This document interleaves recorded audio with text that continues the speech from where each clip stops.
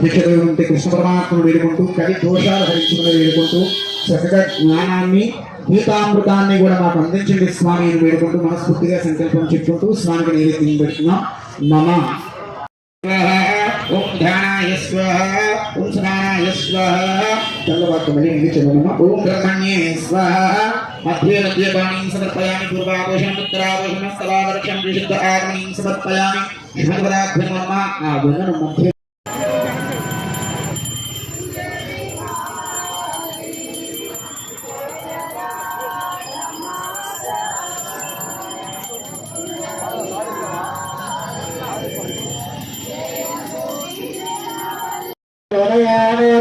आज्ञायनाय विद्महे गण्यकुमारी धीमहि अन्धोदयात् गोपालाय त्राहि मां कृपयो देवः शरणागतवत्सला अन्यथा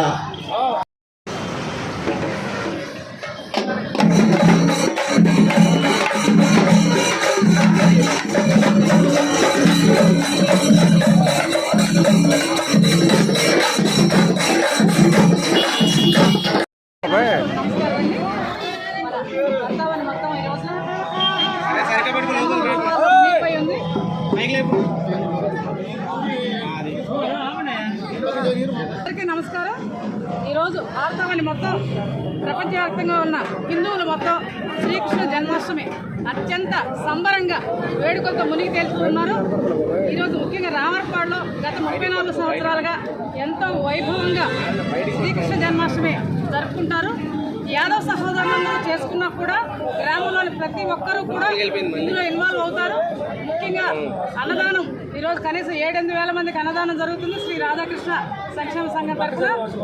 ఇక్కడ శ్రీ రాధాకృష్ణుల్ని దర్శించుకోవడానికి మన గౌరవ ఎమ్మెల్యే శ్రీ యార్లగడ్డ వెంకట్రావు గారు, మన మంత్రి శ్రీ కొల్లు రవీంద్ర గారు, మా మంత్రి శ్రీ కొలుసు పార్థసారథి గారు, శ్రీ ముద్రపల్లి వెంకటేశ్వరరావు గారు, శ్రీ గద్దె రామ్మోహన్ రావు గారు, మేయర్ శ్రీమతి భాగ్యలక్ష్మి గారు, ఇంకా ఎంతోమంది ప్రముఖులు ఇక్కడికి విచ్చేస్తున్నారు.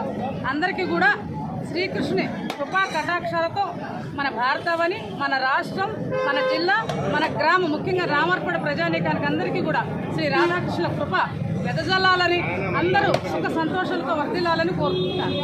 నేను రామర్పాడు సర్పంచ్ వరిశ్రీదేవి.